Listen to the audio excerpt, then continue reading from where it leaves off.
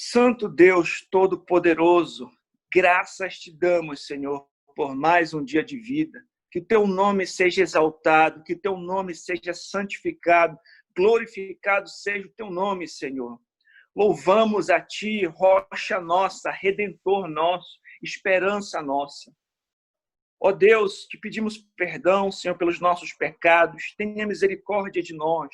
Lava-nos com o sangue de Cristo, Senhor, nos limpa de todo o pecado. Colocamos diante de ti esta reunião, Senhor.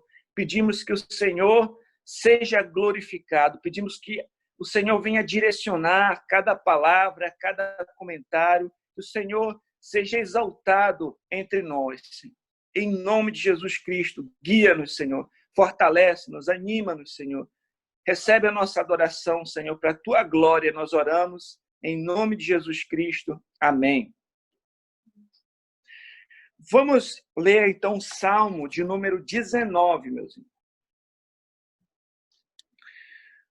Os céus proclamam a glória de Deus e o firmamento anuncia as obras das suas mãos. Um dia discursa a outro dia e uma noite revela conhecimento a outra noite. Não há linguagem, nem há palavras, e deles não se ouve nenhum som. No entanto, por toda a terra se faz ouvir a sua voz, e as suas palavras até os confins do mundo. Aí pôs uma tenda para o sol, o qual, como noivo que sai dos seus aposentos, se regozija como herói, a percorrer o seu caminho. Principia numa extremidade dos céus, e até a outra vai o seu percurso, e nada refoge ao seu calor. A lei do Senhor é perfeita e restaura a alma. O testemunho do Senhor é fiel e dá sabedoria aos simples. Os preceitos do Senhor são retos e alegram o coração. O mandamento do Senhor é puro e ilumina os olhos. O temor do Senhor é límpido e permanece para sempre. Os juízos do Senhor são verdadeiros e todos igualmente justos. São mais desejáveis do que o ouro, mais do que muito ouro depurado, e são mais doces do que o mel e o destilar dos favos. Além disso, por eles se admoesta o teu servo, em os guardar a grande recompensa. Quem há que possa discernir as próprias faltas? Absolve-me das que me são ocultas. Também da soberba guarda o teu servo, que ela não me domine. Então serei irrepreensível e ficarei livre de grande transgressão.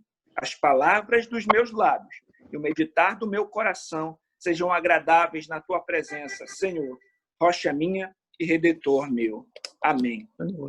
Queridos, só um aviso, por favor, deixe o microfone de vocês desligado, para não sair o ruído na hora da mensagem, tá bom? Então, desliguem os microfones de vocês. Lembrando, meus irmãos, que como a gente... É difícil, né, fazer a parte dos cânticos aqui no aplicativo, mas o irmão, nosso diácono Michel, enviou no grupo da igreja alguns cânticos para você fazer na sua casa e com a sua família, tá certo? Então, vocês podem observar isso lá no grupo da igreja, caso vocês não tenham feito ainda. Então, meus irmãos, hoje, como já anunciei a vocês, nós temos aqui um convidado, um grande amigo, o nosso irmão William Teixeira. Ele tem feito um trabalho excepcional na editora O Estandarte de Cristo, junto com a sua esposa, Camila, né? Ele mora em Francisco Morato, São Paulo, né? Eu já tive a oportunidade de visitá-lo, de conhecer a sua casa, né? É um grande amigo a quem eu admiro muito, respeito muito, alguém que tem um profundo conhecimento bíblico, que procura, né, sempre embasar suas mensagens, sempre extraindo das Sagradas Escrituras, seja nos seus textos, nas suas mensagens. E assim eu fico muito feliz de tê-lo aqui conosco. Eu queria que vocês prestassem muita atenção no que vai ser dito, né?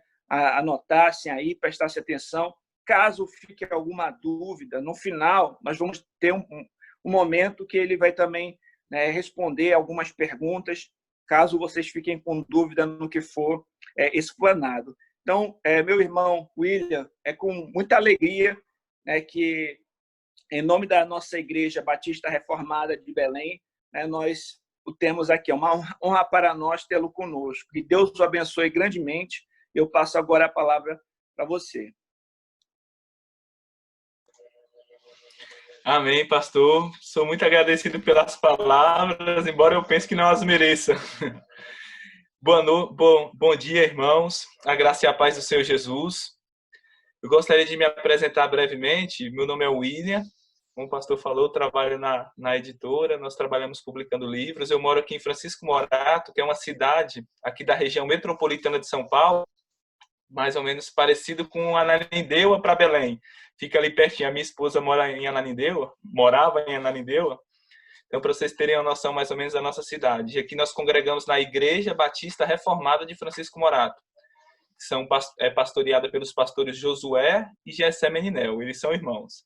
Têm feito um trabalho maravilhoso aqui. É uma das grandes bênçãos de Deus para a minha vida fazer parte dessa igreja. O Senhor tem nos abençoado de modo totalmente maravilhoso.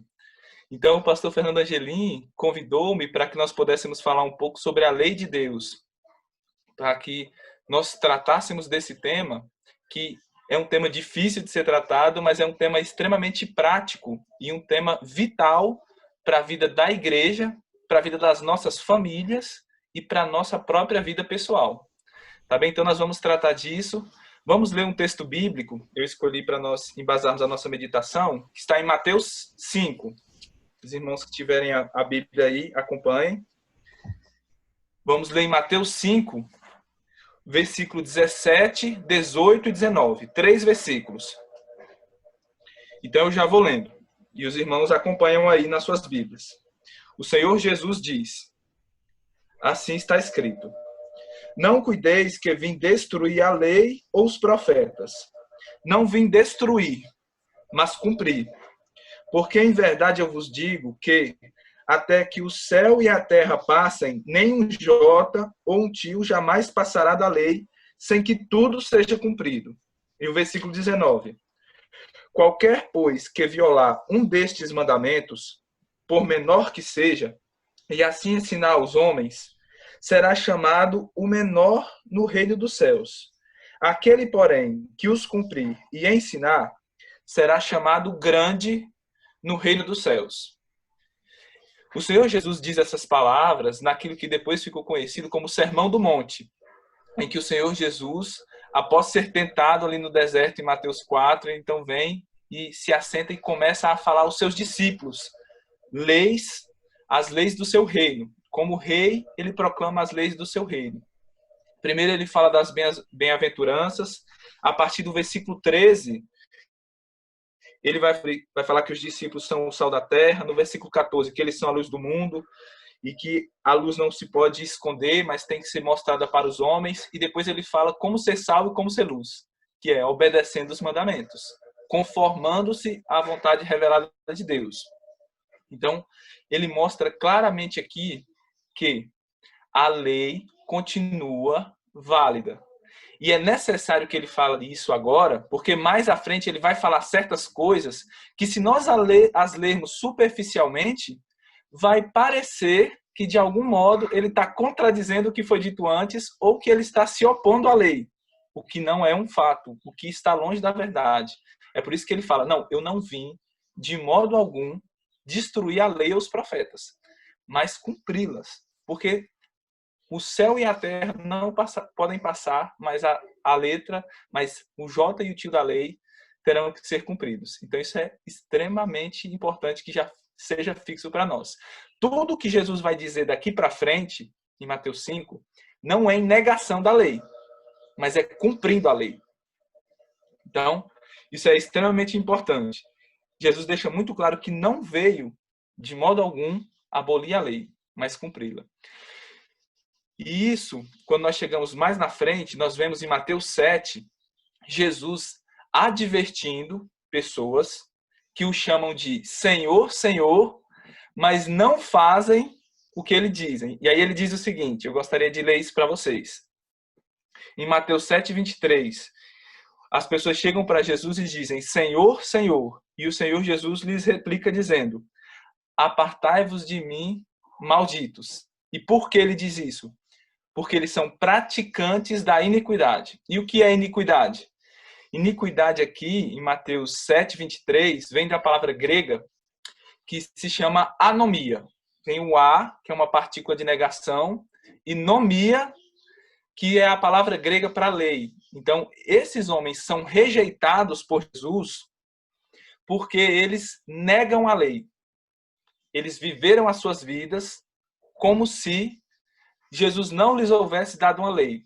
E aí é um ponto que nós devemos também fixar e ter claro para nós, que quando nós não obedecemos à lei, quando nós negamos a lei, nós não estamos destruindo a lei. Nós só estamos nos fazendo transgressores da lei. É mais ou menos quando um homem ele está andando de carro e ele vê lá o sinal vermelho, que diz que ele tem que parar, e aí ele ignora isso. Ele fala, não vou me submeter a isso. Eu não aceito isso e eu quero passar pelo sinal vermelho. E ele passa pelo sinal vermelho, ele ignora a lei, ele nega a lei. O que está acontecendo? Ele está destruindo a lei? Não. Ele está se fazendo um transgressor da lei. É isso que Jesus quer nos ensinar. Outra coisa é que, ao final, quando Jesus dá os mandamentos ali no Sermão do Monte, ele fala para os seus ouvintes, aquele, pois, que ouvir essas palavras e as puser por prática, eu vou assemelhá-la a um homem que construiu a sua casa sobre a rocha, e os irmãos já conhecem. Porém, aquele que escuta e não pratica, é semelhante ao homem que construiu a sua casa sobre a areia, e a casa vai cair e vai ser grande a sua queda. Por que eu estou citando esses dois exemplos? Primeiro, das pessoas que negam a lei e não destroem a lei com isso, mas se tornam transgressores. E o segundo, porque existe um outro modo mais sutil de negar a lei, que é ouvir a lei, ter uma compreensão correta da lei e ainda assim negar a lei e se fazer transgressor por não cumprir a lei. Então, esses são dois enganos muito comuns que nós devemos começar a entender para que nós cheguemos a uma compreensão correta da lei. Primeiro, negar a lei só me faz um transgressor da lei. E segundo, ouvir a lei e não praticar a lei também me faz um transgressor da lei. E o meu fim será a destruição. Será incorrer na condenação da lei. Se eu não obedeço à lei, eu me faço passível das punições da lei. Então, isso é extremamente importante. São duas coisas que eu queria começar estabelecendo esse fundamento. Então, voltando para o que nós havíamos falado inicialmente, Jesus mostrando que não veio de modo algum abolir a lei, mas cumprir a lei, é extremamente importante Jesus falar isso, porque mais à frente ele vai falar coisas no seguinte sentido. Eu gostaria que os irmãos lessem comigo Mateus, os versículos 38 e 39, que diz o seguinte, Jesus dizendo, ouvistes que foi dito, olho por olho e dente por dente. Eu, porém, vos digo que não resistais ao mal, mas, se qualquer te bater na face direita, oferece-lhe também a outra. Veja, quando nós lemos essas palavras, nós podemos pensar que Jesus está aqui contradizendo a sua lei com a lei da antiga aliança. Ele está dizendo, olha, no Antigo Testamento existia uma lei, e essa lei dizia que você tinha que dar olho por olho. Agora, a lei que eu estou trazendo agora, na nova aliança, é uma lei diferente. É uma lei misericordiosa. É uma lei diferente. É uma lei que está baseada no amor e não na justiça. Nós podemos pensar isso, e é o que muitas pessoas pensam, que Jesus estava negando a lei do Antigo Testamento e estabelecendo a nova lei, se nós fizermos uma leitura superficial do texto. Mas, na verdade, o que Jesus está querendo fazer aqui não é negar a lei, mas livrar a lei das más interpretações introduzidas pelos fariseus. Isso fica claro quando nós vamos ler Deuteronômio, capítulo 19, os versículos 17 a 21, que é a passagem que Jesus está citando quando ele vai falar de olho por olho e dente por dente. Quando nós vamos ler lá, nós percebemos que essa passagem da lei, que falava de olho por olho e dente por dente, era uma passagem que se direcionava aos juízes de Israel. Ou seja, os juízes, na qualidade de juízes, deveriam praticar olho por olho, dente por dente. O que significa isso? Olho por olho, dente por dente? Justiça. Não está falando 2 olhos por um olho. Está falando um olho por um olho. Então, essa era uma lei judicial. E o que os fariseus fizeram? Transformaram essa lei numa lei comum, numa lei geral, como se fosse a lei que devesse reger o relacionamento das pessoas no dia a dia. O que não é o caso. O próprio Antigo Testamento, em passagens como Êxodo 23, 4 e 5, Levítico 19, 18 e Provérbios, os capítulos 24, versículo 9 e 25, dos versículos 21 a 22, proibiam claramente a vingança e a retaliação pessoal. Então, isso é muito importante, meus irmãos. Quando Jesus quis ensinar a lei do seu reino, que os seus discípulos deveriam seguir, primeiramente ele começou negando, primeiro, que a lei fosse abolida, e começou então a esclarecer a lei e a livrá-la das más compreensões. Coisas que nós vamos fazer mais daqui para frente. Então é importante não somente crer na lei, mas compreender a lei claramente. Porque para obedecermos o mandamento é necessário que primeiro nós o conheçamos corretamente. E foi isso que o Senhor Jesus Cristo fez. A primeira coisa que o Senhor Jesus Cristo fez em seu ministério, preste atenção, irmãos, como isso é importante, foi ensinar claramente a lei. Isso deve nos mostrar a importância da lei. Nos tempos atrás, se os irmãos fazem parte, conheceram um evangelho mais bíblico como eu, há cerca de uns 10 anos atrás, houve um redescobrimento muito forte, um movimento muito forte da graça de Deus. O Senhor trouxe de volta o seu evangelho.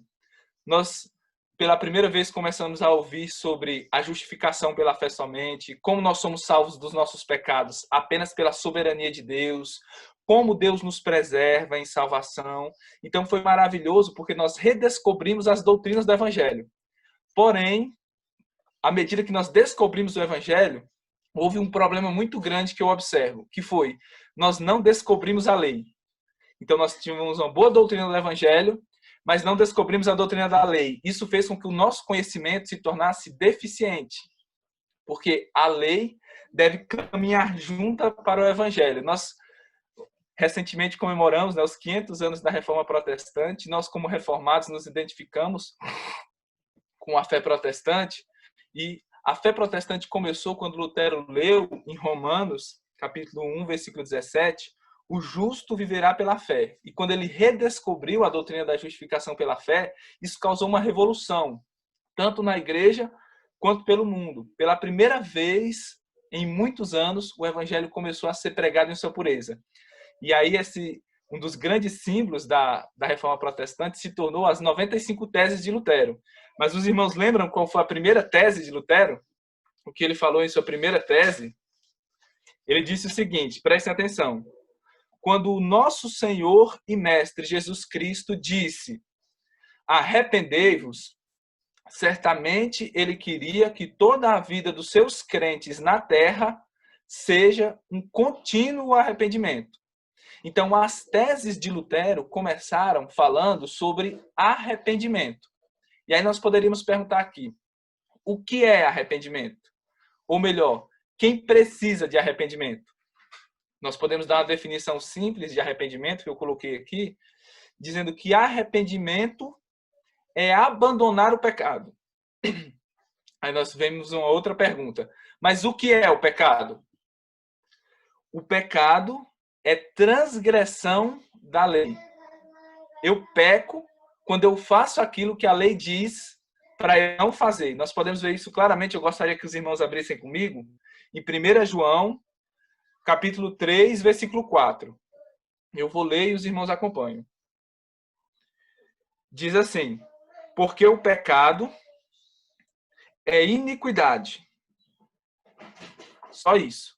O que é pecado? Iniquidade. O pecado aqui vem da palavra grega hamartia, que significa errar o alvo e falhar. Você deveria ter um objetivo e você erra esse objetivo. Segundo, a palavra iniquidade, que aparece aqui. Pecado é iniquidade. Iniquidade é aquela mesma palavra que nós lemos inicialmente, anomia, que significa viver sem lei, desobedecer à lei. Então nós aprendemos aqui que estar sem lei não é estar em liberdade, como as pessoas pensam. Mas estar sem lei é estar debaixo do pecado. Se nós, como cristãos, estivéssemos sem lei, nós não estaríamos livres. Nós estaríamos debaixo do pecado. Porque estar sem lei é estar debaixo do pecado. Isso é extremamente importante. Também em Romanos, capítulo 2, no versículo 12, Paulo diz o seguinte: porque todos os que sem lei pecaram, sem lei também perecerão. Ou seja, quem peca, mesmo estando sem lei, não vai ser salvo, não vai ser abençoado, vai perecer.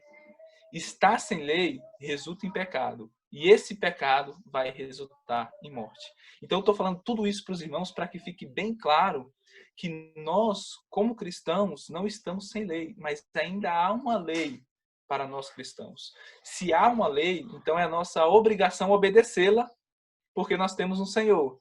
E para obedecê-la, é necessário que nós a compreendamos bem. Por fim, eu gostaria de citar somente mais um versículo, ainda sobre essa questão de que, como cristãos, ainda há uma lei para que nós obedeçamos e não estamos sem lei, pois, do contrário, estaríamos debaixo do pecado e não da graça, que é Romanos, capítulo 3. No versículo 28, Paulo está falando no capítulo 3 sobre justificação pela fé. E, concluindo o seu raciocínio no capítulo 3 de Romanos, ele diz o seguinte: concluímos, pois, que o homem é justificado pela fé sem as obras da lei. E depois no versículo 31 ele diz: anulamos, pois, a lei pela fé? De maneira nenhuma. Mas antes, nós estabelecemos a lei. Então, esse é o primeiro ponto que eu queria deixar bem fixo através desses versículos e através dessa exposição. Nós não anulamos a lei pela fé, mas estabelecemos a lei. Agora vamos para frente. A Bíblia, então, ela é clara falando sobre a lei de Deus, que nós ainda estamos debaixo da lei. Se ela é clara, então por que nós temos tanta dificuldade com a lei? Quais as objeções que nós encontramos sobre a lei? O homem, ele é naturalmente avesso à lei, porque ele entende a lei, a nossa sociedade, o homem natural, o pensamento que você vai encontrar na televisão, no jornal, nos meios de comunicação, é que a lei é algo ruim. E ela é algo ruim, basicamente, porque ela restringe a nossa liberdade. Então, se nós encontrássemos aí na rua algumas pessoas e fôssemos entrevistar elas, nós perguntássemos assim para elas: o que é liberdade? Para as pessoas. As pessoas falaram assim: olha, liberdade é fazer o que eu quero, quando eu quero, sem me preocupar com as outras pessoas. E aí, esse é o pensamento de liberdade. Não há nada fora de você que diz o que você faça ou que você deva fazer. E aí, é daí que nasce uma antipatia pela lei. Por quê? Ninguém aceita que algo de fora venha dizer o que ele deve fazer. Nós escutamos muito na televisão e por aí pessoas dizendo o seguinte: olha, siga o seu coração. Não se importe com o que as outras pessoas dizem. Não deixe que as outras pessoas definam o que é certo para você. Faça o que é certo. O que você acha que é certo. E viva a sua vida sem se preocupar com a opinião dos outros. Então, esse sentimento de egoísmo, esse sentimento de autonomia, de eu defino o que é certo e eu sigo o que é certo, acaba gerando o pensamento secular de uma ojeriza, de uma objeção à lei. Porque nós entendemos que a lei é algo mau, é algo opressivo, é algo que tira a nossa liberdade. Depois, eu percebo que essas objeções à lei não partem somente do mundo secular, mas também do mundo religioso. Os irmãos já devem ter ouvido uma pessoa assim, quando você fala para o irmão, você não pode fazer isso, isso é pecado. Aí o irmão fala assim: olha, irmão, você está falando demais de lei, irmão. Você tem que entender que nós não estamos debaixo da lei. Nós estamos debaixo da graça. Então a gente não fica mais tentando obedecer leis e tal. A gente não segue mais a lei de Moisés. A gente não segue mais mandamentos. Nós seguimos a lei do amor. Já ouviram as pessoas falando coisas desse tipo? E aí, esses erros religiosos podem ser resumidos em 5 erros. Erros comuns sobre a lei que nós vemos por aí. Más compreensões sobre a lei. O primeiro é pensar que o crente está sem lei, e porque ele está debaixo da graça. Nós já lemos Romanos 3:31, que fala que nós não anulamos a lei por causa da graça. Um segundo erro muito comum é entender que Cristo veio abolir a lei. E aí as pessoas usam versículos como Romanos, capítulo 10, versículo 4, que diz o seguinte: porque o fim da lei é Cristo para a justiça de todo aquele que crê. Ele fala, então, irmãos, nós estamos em Cristo, Cristo é o fim da lei.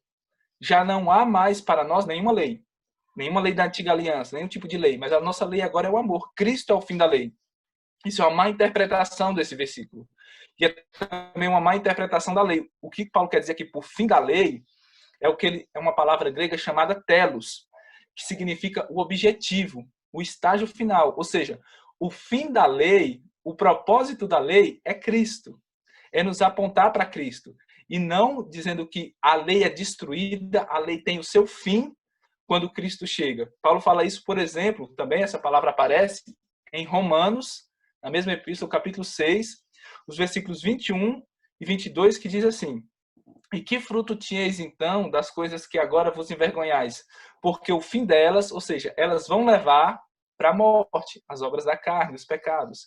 E no versículo 22 de Romanos 6, ele diz o seguinte: mas agora, libertos do pecado e feitos servos de Deus, ou seja, obedecendo a Deus, tendes o vosso fruto para a santificação e, por fim, a vida eterna. Ou seja, por objetivo, por telos, a vida eterna. Então, Romanos 10, 4, quando fala que o fim da lei é Cristo, está dizendo que o objetivo da lei é Cristo. A lei deve nos levar a Cristo. Nós vamos falar disso futuramente. Um outro erro comum é que a lei é algo ruim, porque é algo que nos restringe, é algo que tira a nossa alegria. Por exemplo, dá um exemplo prático, depois nós vamos voltar nisso. O dia do Senhor. A lei que diz que nós devemos separar um dia da semana para louvar a Deus, para adorar a Deus, para orar, para estar com os nossos irmãos, para frequentar o culto, para louvar, para servir a Deus, para renunciar às nossas atividades normais e servir a Deus. As pessoas olham para isso e dizem assim: isso aí é opressivo. Isso aí vai tirar toda a minha alegria. Já teve uma pessoa na nossa igreja que disse assim: mas eu não posso fazer isso aí, porque o dia de domingo é o dia que eu saio com toda a minha família para comer fora no restaurante. Não posso obedecer uma lei que tira esse prazer meu. Eu não posso obedecer a lei que tira a minha alegria. Então ela entende que a lei é ruim. Por quê? Porque de algum modo essa lei a oprime. Essa lei tira o seu prazer, tira a sua alegria. Mas a lei não é ruim. O que a Bíblia diz sobre a lei? O que a Bíblia diz sobre isso? Romanos 7, 12. Diz o seguinte: e assim a lei é santa, e o mandamento é santo, e justo, e bom. Agora, o problema não é que a lei não seja boa, o problema é que nós não somos bons. Né? Imagine que tem uma lei aí, estabelece uma lei aqui no nosso país, do seguinte teor: aquele que roubar, pode ser qualquer coisa, pode roubar um carro, ou pode roubar uma bala, um chiclete. Essa pessoa que roubar vai morrer na hora. Pena de morte para essa pessoa. Essa lei é ruim? É muito ruim se você for um ladrão, se você for uma pessoa ruim. Agora, se você é uma pessoa honesta que não está pretendendo fazer isso, então essa lei é boa. Então, essa é a relação da lei conosco, irmãos. Muitas pessoas acham que a lei é ruim porque elas são ruins. Um ladrão acharia péssimo que fosse estabelecida uma lei de pena de morte, uma lei tão severa para os seus roubos. Então, é isso que nós temos que começar a entender. A lei é boa. Se você acha que a lei é ruim, é porque você é ruim.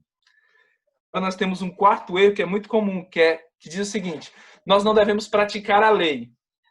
Nós devemos praticar o amor. Isso é um erro. Você já viu as pessoas falando assim? Em vez de julgar o seu irmão, ficar falando que ele pecou, alguma coisa assim, ame ele. Ore por ele. Como se, de algum modo, o amor estivesse em oposição à lei. Mas, novamente, vamos para a Bíblia. Vamos ver o que a Bíblia diz. Em 1 João, capítulo 5, no versículo 3, diz o seguinte: porque este é o amor de Deus. O que é o amor de Deus? Este é o amor de Deus.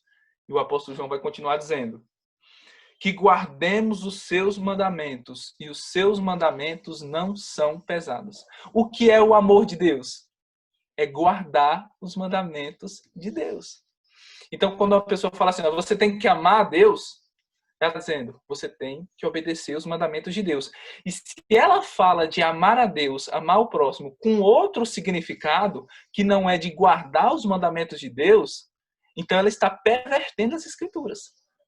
Ela está pervertendo a palavra de Deus e atribuindo um significado que é estranho às Escrituras, que Deus não quis que nós interpretássemos a Bíblia assim. Isso é muito importante porque hoje nós vivemos numa época muito sensível, muito efeminada, ou é feminista por um lado, ou é feminada pelo outro. As pessoas transformaram o amor a Deus, o amor ao próximo, em sentimento piegas. É um mero sentimentalismo, é um romantismo barato. E quando nós vamos para a Bíblia, amor tem a ver com ações, tem a ver com obediência, e não com romantismo, com palavras bonitas e com um tipo de sentimento que não produz nenhuma ação, um tipo de fé que não produz nenhuma obra. Esse definitivamente não é o amor bíblico. Mas existe ainda um outro erro, o quinto erro que eu identifico no nosso meio religioso, que é o seguinte: a salvação é pela fé. Mas para manter a salvação, nós precisamos fazer certas coisas. Nós precisamos obedecer à lei. Se nos 4 erros iniciais as pessoas querem negar a lei, esse quinto erro nós já caímos para outro erro, que é o legalismo. É pensar que a lei serve para nós ganharmos a salvação. Ou que nós começamos a ser salvos pela graça, pela fé, mas que depois, para manter a salvação, aí a lei é importante. Aí as pessoas já pervertem a lei de outro modo. Você percebe, irmão, como nós, como homens, pecadores, somos tendentes a corromper as coisas? Tem gente que quer desprezar a lei. Querem negar as funções, os usos legítimos da lei. E outras já querem atribuir à lei funções e usos que ela não tem, que Deus não destinou para ela. E aí, isso é facilmente refutado pela Bíblia, em passagens como Gálatas 2,16, que diz o seguinte: sabendo que o homem não é justificado pelas obras da lei, mas pela fé em Jesus Cristo. Temos também crido em Jesus Cristo para sermos justificados pela fé em Cristo e não pelas obras da lei. Porquanto pelas obras da lei, ninguém será justificado. Absolutamente ninguém. Então nós percebemos aqui que nós temos uma lei para cumprir. Cumprindo essa lei, nós amamos a Deus.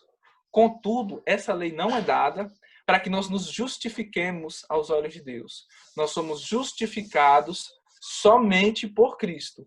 A lei não nos justifica, mas ela nos leva a Cristo para que nós creiamos nele e, crendo em Cristo, nós sejamos justificados. E Lutero dizia uma coisa interessante, que a lei nos leva a Cristo para a justificação. Nós perguntamos à lei, como eu sou salvo? A lei diz, eu não consigo. Vá a Cristo. Você vai a Cristo e lá você encontra a salvação. E aí, quando você é salvo, você fala, então, o que é que eu devo viver? Como eu devo viver? Aí Cristo diz, vai à lei que ela vai te ensinar como você deve viver. Como você deve amar o próximo e como você deve amar a Deus sobre todas as coisas. Então, nós temos que ter essa compreensão bíblica da lei. Ela não salva, mas ela mostra como o salvo deve viver. Como nós devemos viver em obediência e não em pecado, não em transgressão da lei. Então, a lei, ela é fundamental para o cristão. Mas como eu toquei novamente nesse... Volto àquele ponto inicial. Nós temos que obedecer à lei. Mas, como nós devemos obedecer à lei? Nós devemos compreender a lei. A lei está válida para os cristãos hoje. Isso fica claro, o Senhor Jesus dizendo que não veio abolir a lei. Mas, por exemplo, nós devemos hoje sacrificar um cordeiro? É mistério que o cristão sacrifica um cordeiro? É mistério que o cristão entre na igreja com uma arca da aliança? Que ele toque chofar? Que ele faça certas coisas que foram ordenadas na lei da antiga aliança? Não. Mas, por exemplo, hoje o cristão pode mentir? Ele pode matar? Pode roubar? Pode desonrar seu pai e sua mãe? Cometer adultério? Pode cobiçar as coisas alheias, de escultura, pode tomar o nome de Deus em vão, pode quebrar o dia de descanso, pode odiar a Deus? Absolutamente não. Então nós percebemos que existem coisas da lei que permanecem, mas existem certos aspectos da lei que já não vigoram mais para o cristão nos nossos dias atuais, visto que nós estamos debaixo da nova aliança e não mais debaixo da antiga aliança. Então, para compreender melhor, os teólogos reformados principalmente, vendo que existiam aspectos da lei que não permaneciam, mas existem aspectos da lei que permanecem para nós, estudando a lei, eles chegaram àquilo que nós chamamos de tripartição da lei. Eles dividiram a lei em três. Para quê? Para que pudessem compreender melhor. E aí essas divisões ficaram conhecidas como a lei moral, a lei civil e a lei cerimonial. Então, voltando àquele exemplo que nós fizemos, eu devo sacrificar um cordeiro? Não. Por quê? Porque esse mandamento dos sacrifícios faziam parte da lei cerimonial. E essa lei já não está mais em vigor para nós, por quê? Porque Cristo a cumpriu para nós. Cristo é o nosso Cordeiro Pascal, de modo que, havendo Cristo feito o seu sacrifício, nós já não precisamos continuar sacrificando. Contudo, existe um outro aspecto da lei, que nós chamamos de lei moral, que é resumido nos 10 mandamentos, que nós estamos para sempre obrigados a ele. Por quê? Porque é uma regra de vida para o povo de Deus e é atemporal. Não estava restrito à antiga aliança, à antiga dispensação, mas são mandamentos universais, que são morais, ou seja, que definem aquilo que é certo e o que é errado. E isso, os mandamentos enquanto morais, a lei moral, resumida nos 10 mandamentos, vigoram eternamente em todos os lugares para o povo de Deus. Contudo, quando nós chegamos ainda na lei moral, além dessas 3 divisões da lei que os teólogos chegaram, entre a lei moral, a lei cerimonial e a lei civil, nós temos ainda 3 usos da lei. O primeiro uso é o uso político. Nós usamos a lei para restringir o mal. Por exemplo, imagine que existisse uma sociedade onde fosse permitido roubar, onde fosse permitido matar. O que aconteceria com essa sociedade? Ela simplesmente se autodestruiria. Então, essa é uma das utilidades da lei, é um dos usos da lei. Restringir o mal, trazer a paz para a sociedade, permitir, viabilizar que nós vivamos em sociedade sem nos destruir. Um outro uso da lei é o uso pedagógico, ou seja, é um uso em que a lei ela se transforma em um aio, em um pedagogo, em um servo para nos conduzir a Cristo. Então, pela lei, ela nos convence dos nossos pecados e nos leva a Cristo, mostrando que só Ele pode pagar os nossos pecados. Então, nós temos o uso político e o uso pedagógico. E nós temos o terceiro uso, que é o uso piedoso, ou uso didático. A lei ensina de que modo nós devemos andar de modo agradável a Deus. Como eu agrado a Deus? Amando a Ele sobre todas as coisas, não fazendo imagens de escultura, não tomando o seu nome em vão, separando um tempo para Ele, para dedicar-me a Ele, em adoração a Ele, para adorá-lo em espírito e em verdade, conforme a sua palavra. E como é que eu amo o meu próximo?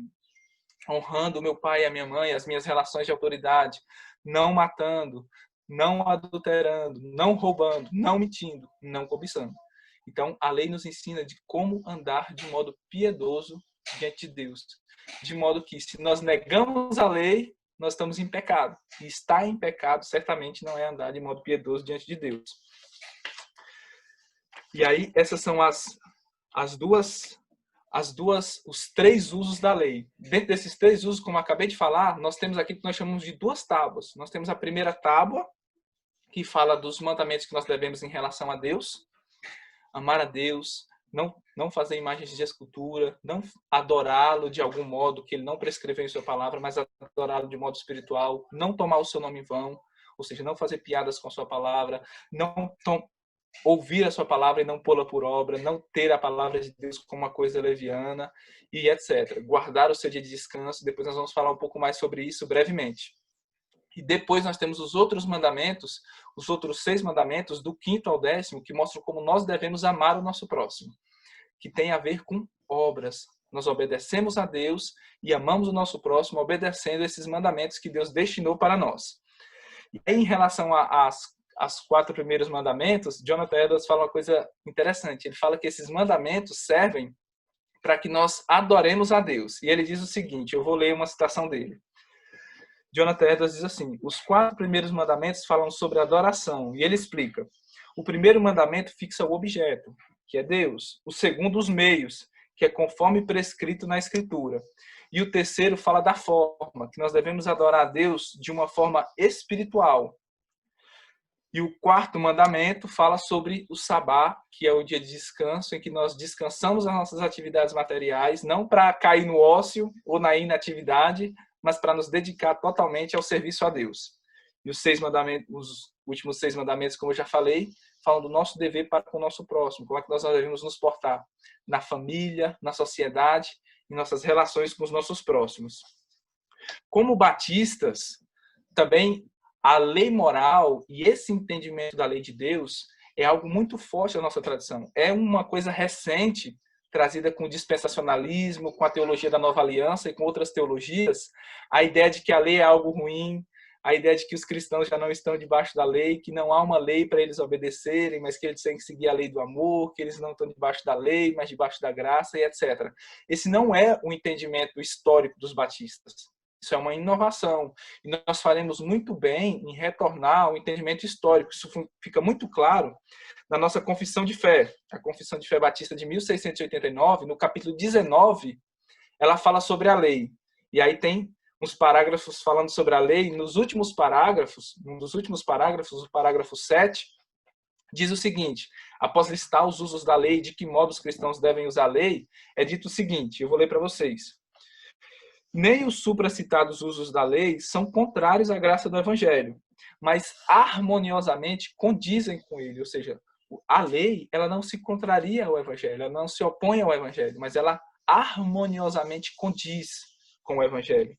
E o Espírito de Cristo submete e habilita a vontade do homem, do crente, daquele que tem Cristo, a cumprir a lei voluntariamente e a alegremente se submeter à vontade de Deus revelada na lei.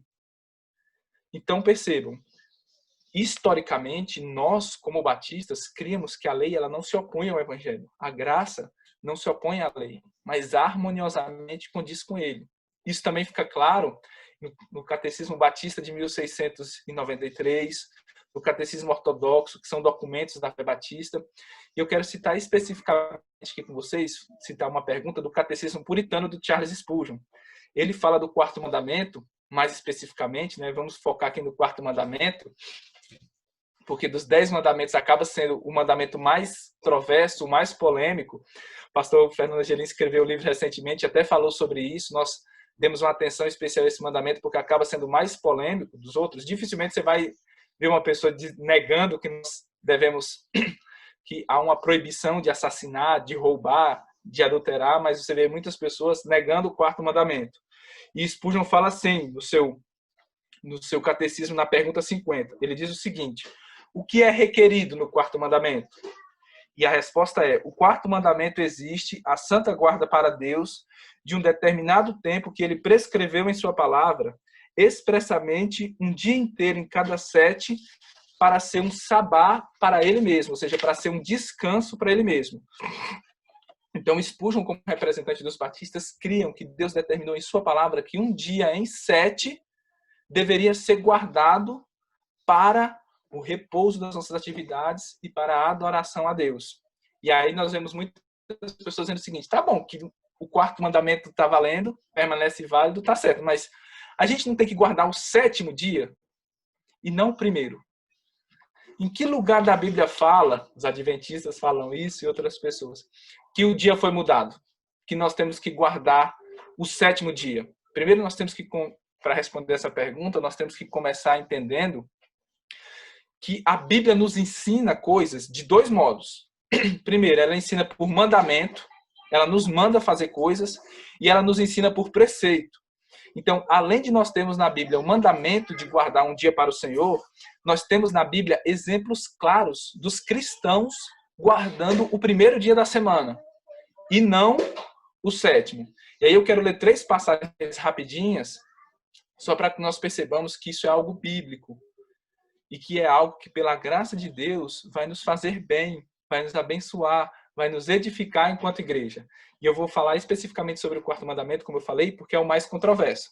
Mas vamos ler rapidamente 3 passagens, nós não vamos ter como conversar sobre elas a fundo, mas vamos citá-las para que os irmãos percebam que o quarto mandamento é bíblico e que ele deve ser guardado no primeiro dia da semana, pois esse é o exemplo que nós temos nas Escrituras que o Espírito Santo registrou para o nosso ensino. Como diz Romanos 15:4, tudo que foi escrito para o nosso ensino foi escrito, para nós possamos cumprir, para que nós possamos cumprir essas coisas para a glória de Deus.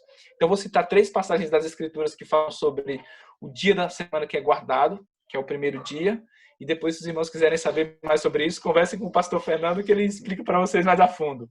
Então, vamos só citar os versículos, porque o tempo não nos permite nos aprofundar neles. João, capítulo 20, versículo 19, diz o seguinte: chegada, pois, a tarde daquele dia, o primeiro dia da semana, e que cerradas as portas onde os discípulos, com medo dos judeus, se tinham juntado, chegou Jesus e pôs-se no meio deles e disse: paz seja contigo. Então nós percebemos aqui em João 20:19, os discípulos reunidos no primeiro dia da semana, após a ressurreição de Jesus. E Jesus aparece no meio deles e diz: paz seja convosco. Depois nós vemos em Atos 27, dizendo o seguinte: e no primeiro dia da semana, ajuntando-se os discípulos para partir o pão, que é uma linguagem que denota a ceia do Senhor, Paulo, que havia de partir no dia seguinte, falava com eles e prolongou a prática até a meia-noite. Então nós vemos em João os discípulos se reunindo no primeiro dia da semana, e aqui em Atos nós vemos os discípulos se reunindo para partir o pão, para ouvir a pregação. Esses são exemplos bíblicos que nós temos. E nós vemos também em 1 Coríntios, capítulo 16, versículo 2, dizendo o seguinte: no primeiro dia da semana, cada um de vós ponha de parte o que puder juntar, conforme a sua prosperidade, para que não se façam as coletas quando eu chegar. Então nós temos as reuniões, nós temos o partir do pão e a pregação da palavra, e aqui nós temos também as coletas. Veja, as coletas eram feitas no primeiro dia da semana porque as pessoas se reuniam no primeiro dia da semana. Esse era o dia de culto, esse era o dia da ceia, esse era o dia da pregação, esse era o dia da comunhão. Então nós percebemos que a igreja primitiva, as escrituras, o Espírito Santo nos mostra isso, que os cristãos se reuniam no primeiro dia da semana e não mais no sétimo.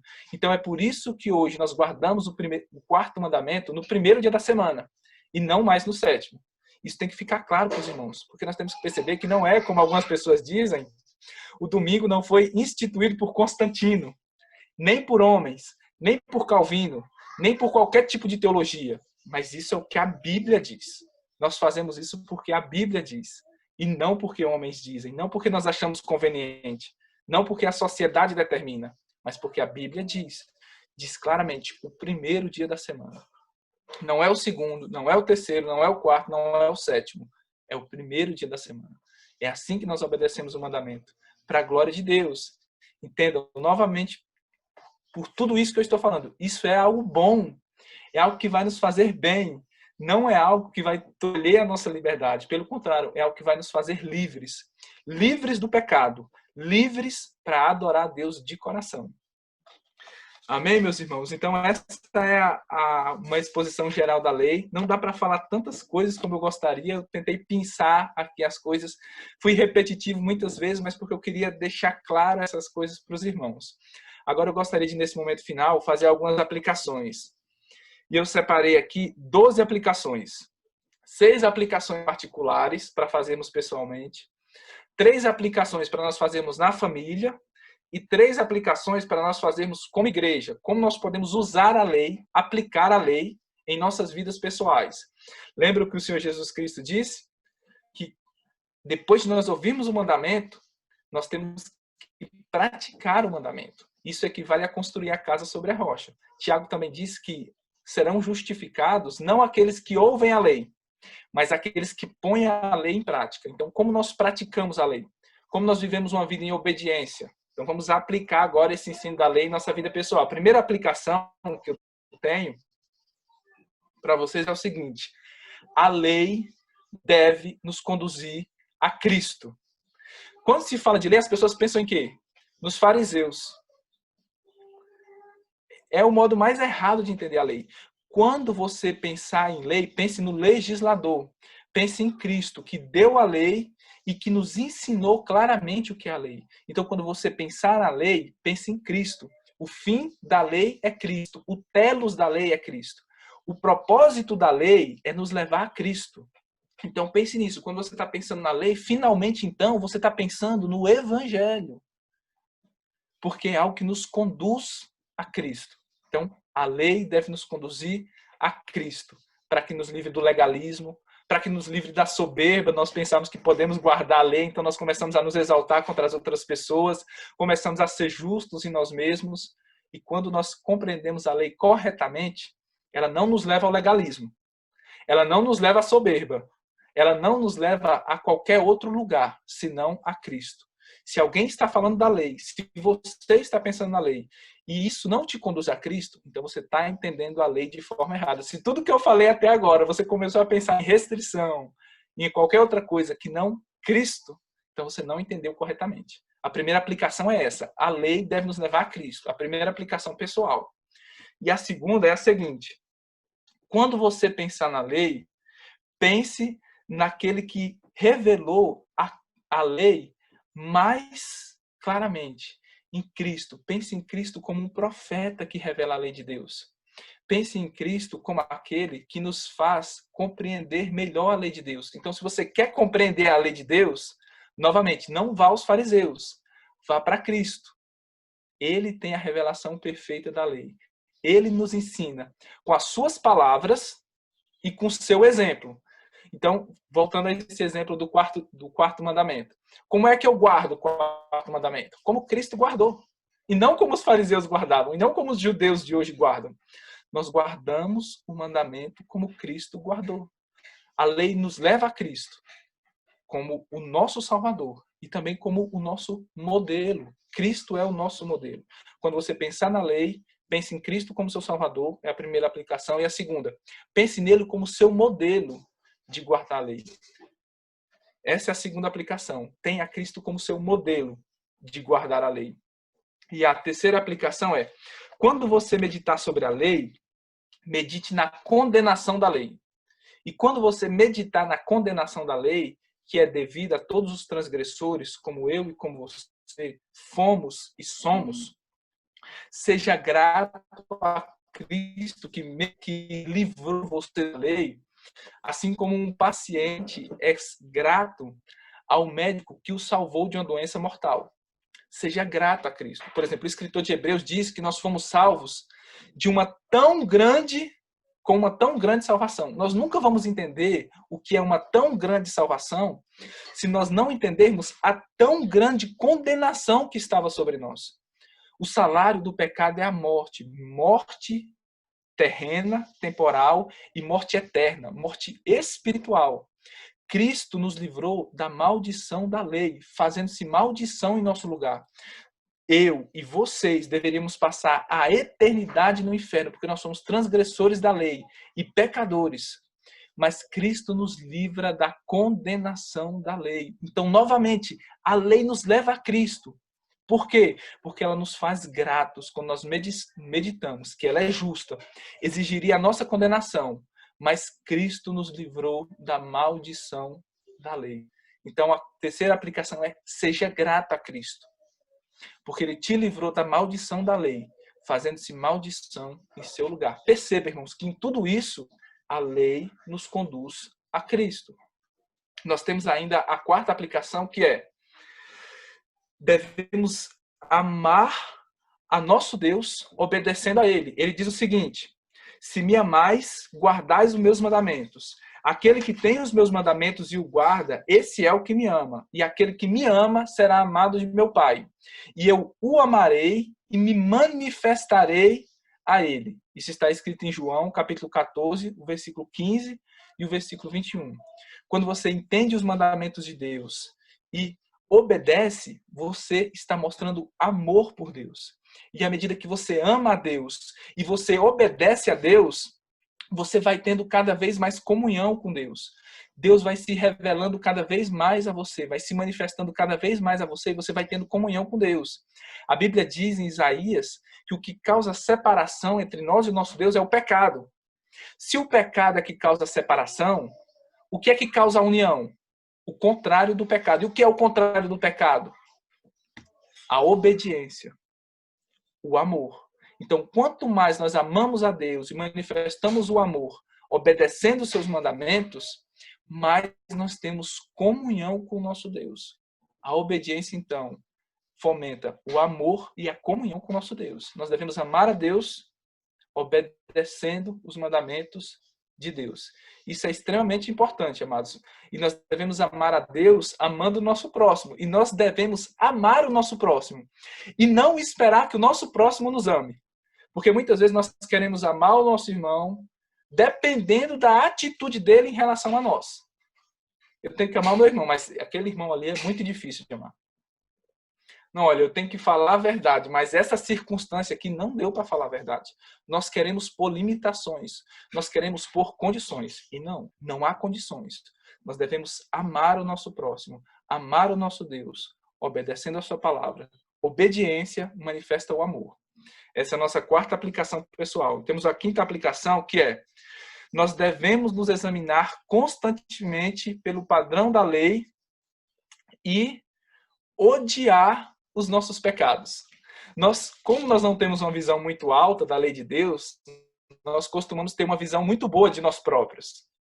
Por exemplo, imagine que nós oramos dizendo assim, você está orando e você diz assim: ó Deus, me perdoa, eu sou muito egoísta, eu tenho faltado na igreja, eu não tenho dedicado tempo para minha esposa, aos meus filhos, eu tenho dedicado tempo só a mim, eu tenho pensado só em mim mesmo, eu tenho sido muito egoísta. Você ora desse jeito. Aí você chega na igreja, o pastor chega para você e fala assim: irmão, eu tenho uma palavra para falar com você. Então fala: irmão, eu tenho percebido que você está sendo muito egoísta. Você tem separado tempo só para você, você não tem cuidado muito bem da sua esposa, você tem negligenciado a igreja. Aí o que essa pessoa vai falar? Ela tinha acabado de orar, pedindo perdão a Deus pelo seu egoísmo. Mas quando uma pessoa vem e aponta o egoísmo dela, sabe o que ela vai dizer? Não, eu egoísta? Não, pastor. É porque eu estava fazendo assim, ela vai elencar um monte de desculpas. Para quê? Para não obedecer à lei. Por quê? Porque ela pensa que ela é boa. Quando ela falou que ela era egoísta, ela estava meio que brincando, ela estava fazendo teatro, ela não cria que ela era egoísta de fato. Porque ela não conhecia Deus, conhecia a lei de Deus, ela não conhecia seus próprios pecados, então ela não conseguia pedir pecados de verdade, pedir perdão de verdade pelos seus pecados. Quando alguém apontava os seus pecados, ela age como uma coisa estranha, porque ela, no fundo, ela se acha uma pessoa boa. Então, devemos estudar a lei para conhecer os nossos pecados, odiar os nossos pecados e podermos nos arrepender deles para a glória de Deus. Essa é a quinta aplicação. E a sexta aplicação é: nós devemos estudar a lei de Deus para que nós possamos compreendê-la.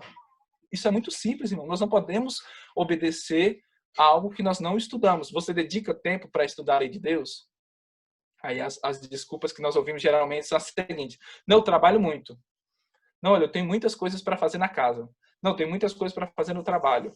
Eu tenho estudo. Eu tenho isso, aquilo, aquilo outro. Se o seu chefe, você chegasse no seu trabalho, seu chefe te desse um livro de 500 páginas e dissesse assim: olha, a partir de hoje, essas são as regras que nós seguimos aqui na empresa. A partir da semana que vem, então você tem 7 dias para se adequar a isso. A partir da semana que vem, quem não se adequar a essas regras vai ser mandado embora, não vai mais poder trabalhar nessa empresa. Você se adequaria a essas regras? Você estudaria essas leis, mesmo que fosse esse livro de 500 páginas para poder permanecer na empresa? Você faria. Por quê? Porque você não quer perder o seu trabalho. Por quê? Porque é através do seu trabalho que você tem o seu sustento. Ficar sem trabalho seria algo horrível. Então você aprenderia todas as regras novas da empresa para não ser mandado embora. E você não colocaria desculpas. Mas é impressionante, quando nós chegamos no reino de Deus, quando nós chegamos na lei de Deus, eu não consigo estudar a lei de Deus. É muito difícil, é muito complexo. É uma mera desculpa. Nós devemos nos arrepender dessa negligência e estudar a lei de Deus. Como nós lemos no Salmo, a princípio, o Salmo 19. O que é que se percebe claramente daquele salmista e de vários outros salmos? Era um homem que amava a lei de Deus e estudava a lei de Deus. Porque na maioria das vezes nós não estudamos a lei de Deus porque nós odiamos a lei de Deus. Há um ódio secreto em nosso coração pela lei de Deus. O amor à lei de Deus, entender que a lei é boa, que a vontade de Deus para nós deve nos levar a estudar a lei. Então essa é a sexta aplicação pessoal. Agora nós vamos para a sétima aplicação, que é uma aplicação para a família. Primeira aplicação para a família, a sétima aplicação. Marido, amem as suas esposas. Como como Cristo amou a sua igreja. Um dos modos do marido amar a sua esposa é obedecer os seus mandamentos em relação a ela. Vocês lembram? Amar é obedecer o mandamento. Eu demonstro amor obedecendo os mandamentos. Como isso acontece no casamento? Como o marido ama a sua esposa? Nós percebemos, por exemplo, que muitos maridos têm desobedecido o mandamento de disciplinar as suas esposas pela palavra de Deus. E o que eles estão fazendo quando eles negligenciam ensinar a palavra de Deus às suas esposas? Esse é um mandamento bíblico. Paulo, por exemplo, diz o seguinte, que é vergonhoso que as mulheres falem na igreja e se elas querem perguntar alguma coisa, perguntem em casa aos seus maridos. Ou seja, os seus maridos devem saber o suficiente para ensinar suas esposas em casa, para responder às suas perguntas, para instruí-las na palavra de Deus. Se nós, como maridos, nos negamos a ensinar a palavra de Deus para nossas esposas, o que nós estamos fazendo? Estamos transgredindo o 6º mandamento. Nós estamos matando as nossas esposas. Nós estamos matando espiritualmente as nossas esposas. E a quantidade, irmãos, de maridos que são assassinos espirituais das suas esposas, dos seus filhos, é algo impressionante. O grande problema de pastores e de forma geral na igreja é porque os homens são omissos em ensinar a palavra de Deus para suas esposas. A palavra de Deus não é vã, é a nossa vida. Se você, como homem, não ensina a palavra de Deus para suas esposas, você está matando as suas esposas. Você está matando os seus filhos. Pais levam os filhos para a igreja a vida inteira. Quando chega com 15 anos, o menino se desvia. E aí o pai diz, não sei o que aconteceu. Meu filho agora se desviou. É porque você nunca ensinou a palavra de Deus para ele. É por sua negligência. Tem um puritano que diz o seguinte, quão triste vai ser quando os pais verem que seus filhos cresceram e que estão caminhando para o inferno. Mas mais triste ainda é perceber que foi você que colocou ele na estrada rumo ao inferno, quando não ensinou a palavra de Deus para ele, quando não ensinou o evangelho para ele, quando não mostrou a Cristo para ele. Então, como maridos, isso é só uma aplicação, irmãos. Nós poderíamos passar a tarde aplicando os mandamentos de Deus. Mas na família, como maridos, a 7ª aplicação, vocês devem não matar suas esposas. Como vocês fazem isso? Ensinando a palavra de Deus para elas e para os seus filhos. Promovendo vida no seu lar. Obedecendo o 6º mandamento, não matarás. Ensinando a palavra de Deus para que eles tenham vida pela palavra. Para que, crendo no nome do Senhor Jesus Cristo, eles não morram, mas tenham a vida eterna. E a 8ª aplicação agora, ainda para a família, para as esposas. Que é, esposas se submetam aos seus maridos. Como? Como Cristo, como a igreja se submete a Cristo. Deve-se haver submissão. Deixa eu ler para vocês uma passagem de Pedro. 1 Pedro 3, o versículo 1 e o versículo 6, que diz o seguinte. Semelhantemente, vós, mulheres, sede sujeitas aos vossos próprios maridos. Isso ele diz em 1 Pedro capítulo 3, versículo 1. E o que é se sujeitar aos seus maridos? Ele vai responder lá no versículo 6, que diz o seguinte. Como Sara obedecia a Abraão, chamando-lhe Senhor, da qual vós sois filhas, fazendo o bem e não temendo nenhum espanto. Em outras versões, a Ara fala não tendo nenhuma perturbação. Perceba, as esposas, então, devem obedecer aos seus maridos, devem se sujeitar aos seus maridos. Que mandamento tem a ver com isso? O 5º mandamento. Mas o 5º mandamento não fala honrar o pai e a mãe? Sim, mas está falando ali de uma relação de sujeição à autoridade. Obediência a alguém que tem autoridade sobre você. Os pais têm autoridade sobre os filhos. E o que é que os filhos devem a eles? Honrá-los, obedecendo-os. O marido tem autoridade sobre a esposa. O que é que a esposa deve fazer em relação a ele? Honrá-lo, obedecendo. Assim acontece na igreja. O pastor tem autoridade sobre a igreja. O que é que a igreja deve fazer para o pastor? Honrar o pastor, obedecendo. Nós, os políticos, as autoridades seculares, têm autoridade sobre nós. O que nós devemos fazer? Honrá-los, obedecendo-os em tudo aquilo que for lícito ao Senhor. Então, as esposas devem obedecer aos seus maridos naquilo que é justo ao Senhor.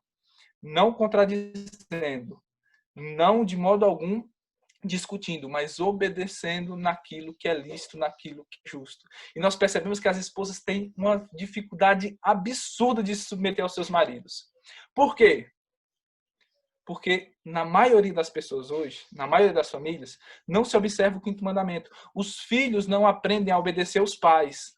E como os filhos não aprendem a obedecer os pais, honrando os pais, quando crescem, principalmente as mulheres, elas têm uma dificuldade absurda de obedecer os seus maridos. O simplesmente falar em obedecer os seus maridos já desperta nelas os piores sentimentos. Eu tenho que me sujeitar? Não é possível. Mas em obediência ao quinto mandamento, cujo princípio é honrar e obedecer aqueles que são autoridades sobre nós, esposas, se sujeitem aos seus maridos. Por quê? O que é que isso vai trazer para você? Dor? Opressão? Algo ruim? Não, é o que diz aqui o versículo de Pedro. Sara obedecia a Abraão, lhe chamava de Senhor, e o resultado disso é que Sara não temia nenhum espanto. Sara não era uma mulher ansiosa, não era uma mulher perturbada, ela era uma mulher que gozava de paz, tranquilidade e alegria. Por quê? Porque ela se sujeitava ao seu marido, porque ela obedecia ao seu marido. Então essa é a oitava aplicação. Mulheres, se sujeitem aos seus maridos, obedeçam-os. O quinto mandamento fala sobre isso, de render honra e obediência àqueles que são autoridades sobre nós. O nono mandamento, a nona aplicação, é uma aplicação para os filhos, que é muito claramente o quinto mandamento, né? Filhos, honrem os seus pais e a sua mãe, que é o primeiro mandamento com promessa. Assim como nós devemos fazer isso? Assim como Cristo honrou o seu pai. É desse modo que os nossos filhos devem honrar. Se vocês são filhos, é assim que vocês devem honrar os seus pais. E aqui nós temos dois problemas. Primeiro, os filhos se acham muito mais inteligentes do que os pais. Isso já deve ter acontecido com vocês, né? Eu não me criei com meu pai e minha mãe, me criei com os meus avós. Quando eu era pequeno, eu me achava muito mais inteligente do que meu avô e minha avó. Eu achava que eles eram tolos, que eles eram retrógrados, que eles não sabiam muito bem o que falavam. Eles não estudaram muito, né? Então eu achava que eu era mais inteligente do que eles, e etc. O que é isso? Soberba, rebelião. Isso é um pecado que Deus odeia. O filho que não aprende a se sujeitar ao pai e à mãe, ao avô, à avó, ao responsável por ele, ele nunca vai conseguir se sujeitar a Deus. E ele vai ser um rebelde. E o fim do rebelde é o inferno. Portanto, filhos, se sujeitem aos seus pais. Por quê? Porque Deus colocou ele sobre vocês. Não está dizendo se sujeitem aos pais bons, aos pais sábios. Está dizendo aos seus pais. Se seus pais não são os melhores pais, ainda assim se sujeitem a eles, por temor a Deus, e honre-os. Como? Obedecendo. Agora, irmãos, isso é um mandamento para os filhos. Depois que você cresce, você já não se sujeita aos seus pais obedecendo a eles. Já viu aquele homem casado que ainda obedece o pai e a mãe? Isso é um absurdo. Quando você é criança, você obedece o seu pai e a sua mãe. Você honra o seu pai e sua mãe obedecendo-os.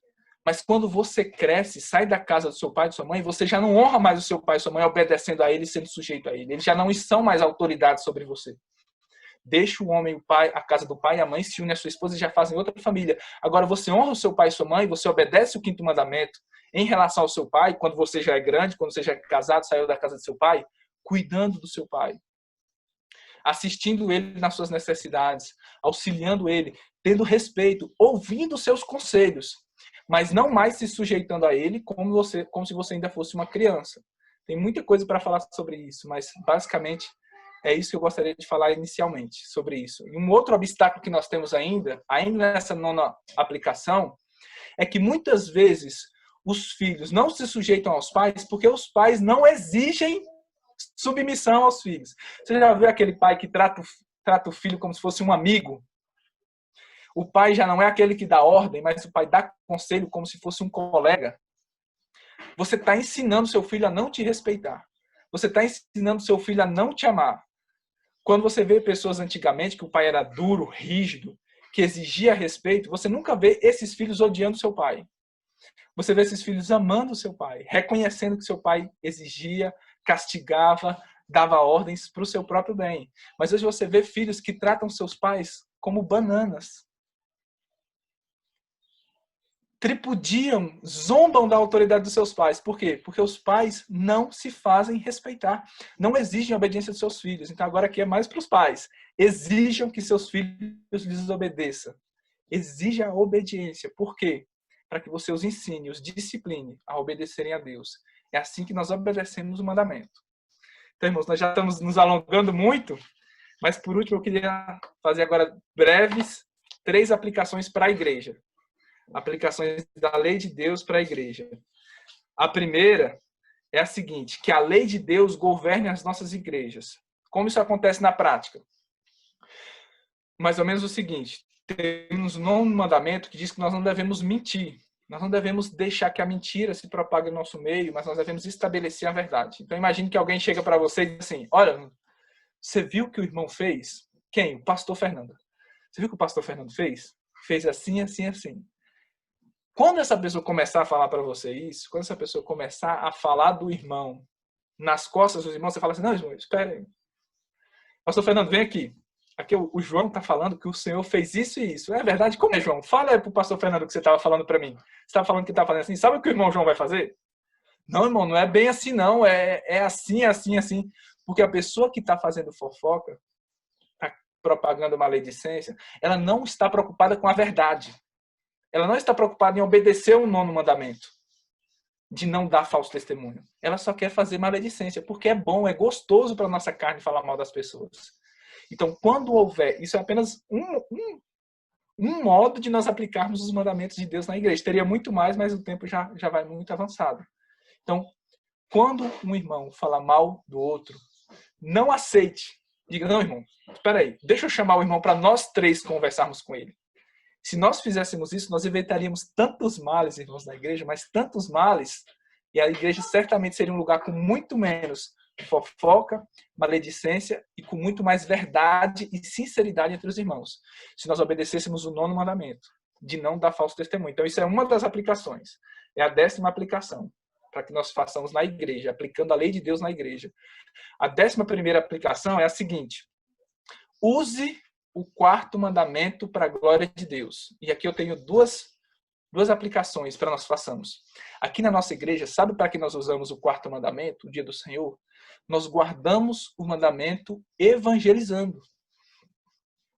Se a igreja tem um dia maravilhoso para evangelizar, é no dia do Senhor, em obediência ao mandamento. O que é que Jesus fazia no dia de sábado? O que Jesus fazia para obedecer o 4º mandamento? Ele pregava a palavra para as pessoas. Então, como igreja, é um excelente meio de nós obedecermos a palavra de Deus saindo às ruas para evangelizar. Quando não tem, antes da pandemia, nós saímos para evangelizar todo domingo depois do culto. Nosso culto acaba 11h30, nós ficamos até meia hora conversando, tendo comunhão, e meio-dia nós saímos para evangelizar. Está fervilhando a praça da cidade, os lugares, então nós temos a oportunidade de, no dia do Senhor, sair para pregar a palavra de Deus. Tem um modo melhor de guardar o dia do Senhor do que esse, levando a palavra de Cristo? Tem um modo de ser mais imitador de Cristo no dia do Senhor do que levando a palavra, pregando a palavra das pessoas, pregando a palavra de Deus às pessoas? É um modo de nós guardarmos o dia do Senhor, o 4º mandamento como igreja. E um outro é estreitando a relação com os irmãos. Todo domingo aqui na igreja nós temos uma cultura de ou ir para a casa dos irmãos, ou os irmãos virem para as nossas casas. Por exemplo, aqui hoje vai vir 2 famílias aqui para casa. Todo domingo nós estamos juntos. Isso causa uma comunhão muito grande, porque nós estamos sempre juntos, conversando. Então, a igreja para nós não se torna só uma reunião no domingo. Por exemplo, as igrejas que a comunhão delas consistia somente no encontro semanal, nesse tempo de pandemia eles ficaram desesperados, porque eles não conseguem se encontrar mais. Mesmo encontros particulares, sem que haja aglomeração, toma dos cuidados, etc.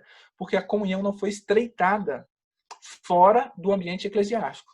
Mas esse é um excelente meio de, como igreja, nós podermos guardar o 4º mandamento, ter mais comunhão uns com os outros e com o Senhor. E a última aplicação, acho que eu já falei demais, vocês já devem estar estressados, né?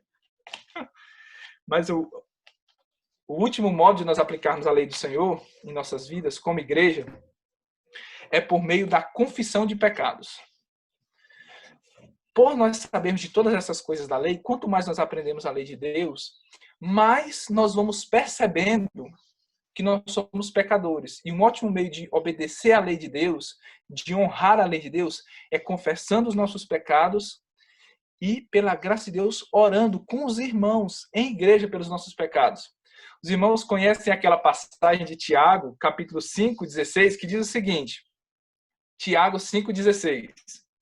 A oração feita por um justo pode muito em seus efeitos. Os irmãos conhecem esse versículo, é muito conhecido. Mas qual é o contexto disso? A que Paulo está aplicando isso? O versículo inteiro de Tiago 5,16 diz o seguinte, prestem atenção.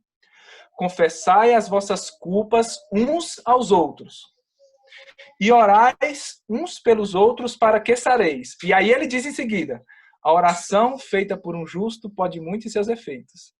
A que esse versículo se aplica? A um contexto de confissão de pecados. A gente geralmente usa isso, não, o irmão estou desempregado, eu peço que a igreja ore por mim, porque a oração de um justo pode muito com seus efeitos. Nossa, irmão, estou passando por um problema de saúde, por favor, orem por mim, porque a oração do justo pode muito com seus efeitos. Há, de certa forma, um modo em que isso se aplica. Nós temos que orar pelas pessoas que estão desempregadas, doentes, etc. Mas Tiago, quando ele cita esse versículo, ele está falando de confissão de pecados. Ele está falando de pessoas que chegam umas para as outras, confessam as suas culpas, confessam seus pecados. Então há uma oração, a oração do justo. Para quê? Para que os pecados sejam perdoados, para que nós sejamos sarados. Uma igreja, irmãos, que não há confissão de pecados, é uma igreja que não é sarada. É uma igreja doente, que não está tratando dos seus pecados. É somente quando o pecado é confessado que nós podemos orar pelos pecados e então nós somos sarados. Entendem isso? A nossa oração aqui, na nossa igreja, nós fazemos na quarta-feira, nós temos confissão de pecado. 1 hora de confissão de pecados. Por quê? Em obediência a esse mandamento.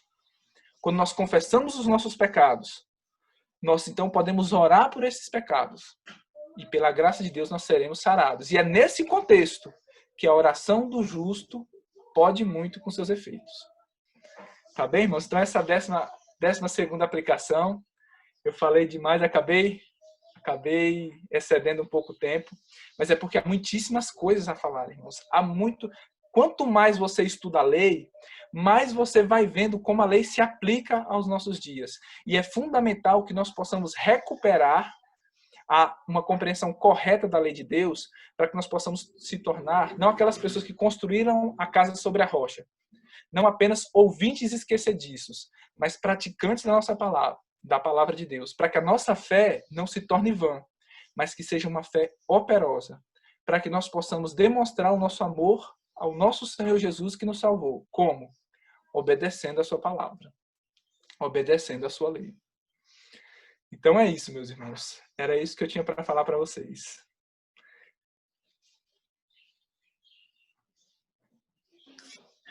Glória a Deus, excelente. Louvado seja Deus pela sua palavra. Muito bom mesmo. Nesse momento, como nós combinamos, a gente vai dar oportunidade para alguém que queira fazer alguma pergunta para o nosso irmão William ou fazer algum agradecimento, algum comentário. Esse agora é o momento. Temos alguém?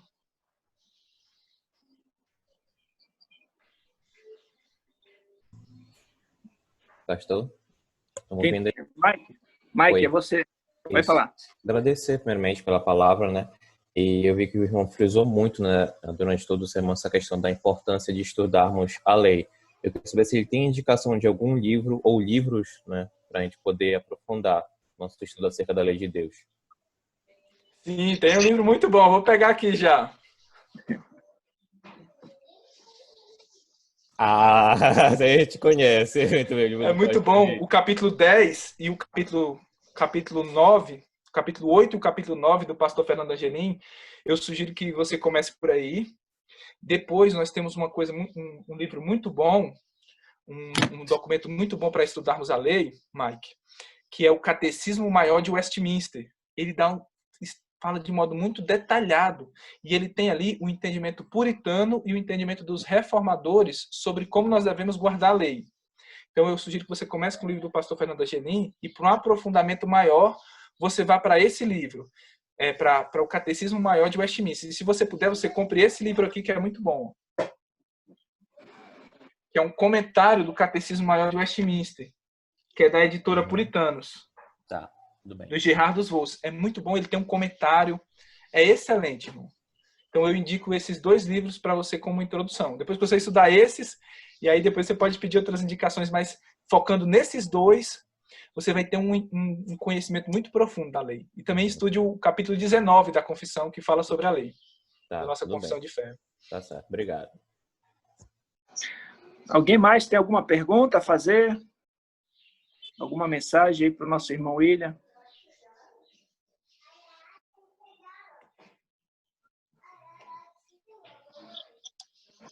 Manuel? Falar, Manuel? Não? Samuel? Acho que os irmãos já estão cansados.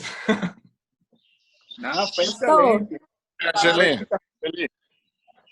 Pastor Francisco, pode falar.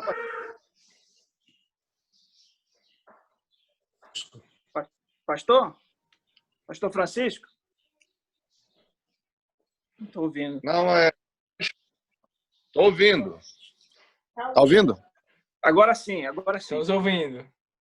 Não, só queria agradecer e parabenizar por uma explanação tão clara da palavra, né? Nós gostamos muito sobre essa questão do Dia do Senhor, que realmente é algo muito sério. A gente às vezes usa muito o domingo, né, para fazer muitas atividades em casa, quando seria o ideal tentar fazer um sábado aí para reservar esse dia realmente para se dedicar mais às coisas do Senhor. Muito bom mesmo. Parabéns. Verdade, meu irmão. Na verdade, aqui, pastor Francisco, eu próprio tinha um entendimento muito raso sobre isso. Na verdade, eu sabia que tinha que praticar isso, só que eu tinha, nossa, mas isso é muito difícil, é uma coisa complicada, os irmãos têm isso para fazer e aquilo outro. Eu confesso para os irmãos que eu tenho obedecido isso, praticado isso, há uns 2 anos. E assim, irmão, é uma diferença radical na sua vida. Radical. Você sair para evangelizar, você tem comunhão com os irmãos, você se desliga das outras coisas e se dedica às coisas de Deus. O benefício para a sua alma é muito grande. Nós temos que lembrar daquilo que o Senhor Jesus disse, que o dia do Senhor existe para que Ele nos sirva e não para que nós sirvamos Ele. E o serviço que Ele presta à nossa alma é maravilhoso. Nós só colheremos bênçãos disso. Amém. Graças a Deus. A gente fazia isso no domingo, né? Amém. Obrigado, pastor. Pastor Francisco está lá em Tucuruí, irmã Pelines. Alguém mais quer fazer algum comentário, alguma pergunta? Pastor. Quem é? Oi, a Joyce. Pode falar, Joyce. Eu só queria agradecer pela pregação de hoje. Foi muito edificante.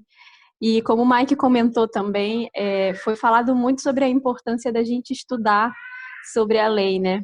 E eu tenho uma pessoa muito próxima da minha família que é adventista e eu confesso que muitas coisas assim com relação à lei eu ficava muito perdida. Essa pregação ela foi ótima, ela foi muito clara e eu acho que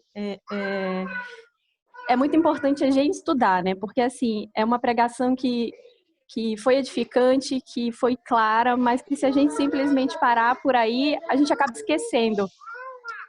Só um minutinho. E eu pretendo começar a fazer isso, a estudar, me aprofundar mais. E obrigada, só tenho mesmo a agradecer. Muito bom, irmã Joyce. Que Deus abençoe seus estudos. Amém, obrigada. Obrigada pelas indicações também. Vou começar com esse livro verde aí que pareceu ser muito interessante. Isso é bom. Maravilha, meus irmãos. Então, só mais uma pessoa para a gente concluir, que o William já está cansado. Eu tô tranquilo. Brincadeira. Alguém mais quer falar alguma coisa? Eu queria agradecer, pastor, ele também, é o Hugo. Hugo, pode falar. Pode falar. Irmão William, eu comparei a sua mensagem, pregação, igual a primeira vez que eu tive um estudo aprofundado, não sei se o senhor conhece o pastor Coelho daqui de Belém. Conheço, a minha esposa já congregou na igreja dele. E a gente teve uma oportunidade de ele pregar sobre o domingo, o dia do Senhor, num retiro que a gente teve na igreja, e foi a primeira vez que eu vi algo bem profundo do domingo, dia do Senhor, né? E quando o Senhor estava explanando a lei, eu lembrei, né, dele, porque eu me lembro que depois da pregação fui muito motivado, muito encorajado a buscar realmente, né, aquilo que ele tinha ensinado no retiro. E assim, a sua mensagem também me lembrou dele, porque também, como eu acho que a Joyce falou, o Mike também pediu indicação de livros, eu até anotei também aqui, o que o senhor indicou, e eu fui muito encorajado, né, com relação a isso, né, de ver como o senhor comentou da lei, né, dessa compreensão, como ela está extremamente relacionada com o Evangelho, né.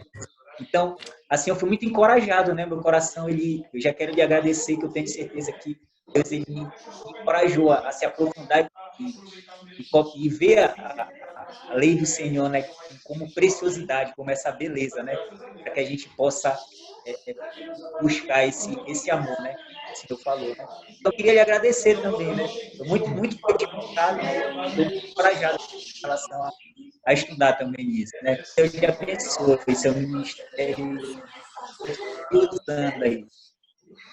Amém, irmão Hugo, muito bom. Você vê que quando nós lemos o Salmo 19, que o salmista diz assim, a lei do Senhor é perfeita, é mais doce do que o mel, e ele vai, sabe, é uma pessoa que enxerga as belezas da lei do Senhor, e nós temos perdido essa beleza, e esse prazer que o salmista tem. Que o Senhor nos ajude a recuperar essa estima pela sua palavra, pela sua lei. Amém. Glória a Deus. Alguém ainda quer falar, meus irmãos? Como ele ainda não está cansado, eu deixo mais uma, vai. Não? Ninguém mais quer falar nada? Só uma última, não tem muito a ver com as leis, mas mais assim sobre acho que os costumes, por exemplo, dos adventistas, sobre alimentação. O pastor poderia falar algo sobre isso aí, sobre carne de porco, sobre alguns outros alimentos aí que é muito falado no meio também, sobre esse tipo de coisa, no meio adventista. Pastor. Sim. Olha, o que nós entendemos, o que os adventistas entendem, eles não entendem a tripartição da lei. Eles entendem que alguns aspectos da lei foram abolidos, mas outros aspectos não, incluindo a dieta alimentar. Contudo, quando nós vamos para a palavra de Deus, nós entendemos claramente que o Senhor Jesus abroga esses preceitos da antiga aliança, quando ele diz, por exemplo, olha, o que contamina o homem não é o que sai do homem, mas o que entra no homem. Portanto, o que nós entendemos é que esses são preceitos que faziam parte da antiga aliança, mas que são abrogados por Cristo quando ele se oferece em nosso lugar como sacrifício. Cristo já cumpriu essa parte da lei por nós. Cristo nunca comeu carne de porco. Cristo se sujeitou completamente à lei. E quando ele morre, ele cumpre a lei em nosso lugar, de modo que nós já cumprimos essa lei aí. Nós já cumprimos a lei de não comer carne de porco, de não comer todas aquelas coisas. Onde? Em Cristo. Quando nós cremos nele. De modo que esse mandamento foi abrogado. Por quê? Porque foi cumprido em Cristo. Então nós já não temos mais, nós que somos crentes da nova aliança, obrigação com qualquer tipo de dieta, com qualquer tipo de comida ou preceito. Por exemplo, na antiga aliança, se você construísse uma casa, você tinha que colocar um parapeito em cima da casa. Se alguém caísse da casa que você não colocou o parapeito, você era culpado de sangue. Era como se você tivesse matado a pessoa. Esse mandamento é válido para nós hoje?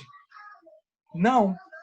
Exatamente não. Mas ele tem algo a nos ensinar. O quê? Que nós devemos tomar cuidado com o nosso próximo. Por exemplo, você tem que colocar um corrimão na sua escada da sua casa para propiciar segurança para as pessoas e etc. Então eu penso que os adventistas, eles fazem uma confusão com a lei, não entendendo o propósito da lei. Inclusive, se você chega para adventista e fala assim, se uma pessoa não guardar um sábado, ela pode ser salva? Ele vai dizer não.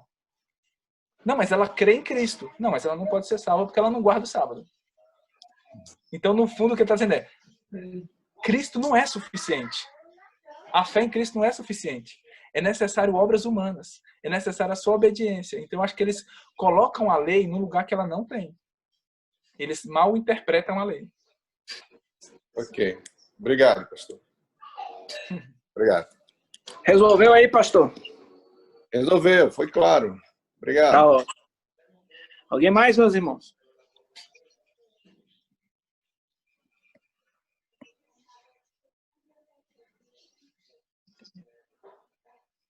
Ninguém mais?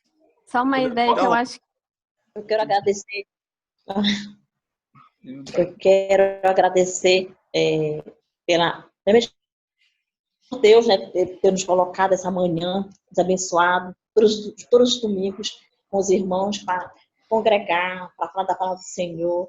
E agradecer também para Deus a tua vida, que Ele continue também te usando grandemente para a glória dEle. A pregação foi excelente. Eu tirei algumas dúvidas minhas com relação à lei.